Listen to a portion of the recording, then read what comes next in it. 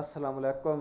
सब तो पहले तुसा सारे मुसलमानों नू मेरी तरफों ईद मुबारक ते ईद दियां ढेर ढेर खुशियां मुबारक हो। अज तुम वेखदे पे हो कि मेरे नाल मेरी टीम कोई नहीं, जो कि असी रल की वीडियो बनाते आसे तुस भाई वेखदे आए, लाइक करेंदे आए, इंजॉय करेंदे आए। तां उसदी वजह ये वे कि मैं इत्थे दुबई आया होया ते दूसरे जेह्ड़े भाई हैं वो पीछे पाकिस्तान हैं। इस वजह तो काफ़ी अरसा हो गया असें कोई वीडियो नहीं बनाई ते अल्लाह खैर कीती पाकिस्तान वैसी है तो बात इंशाल्लाह वीडियो बनासी है।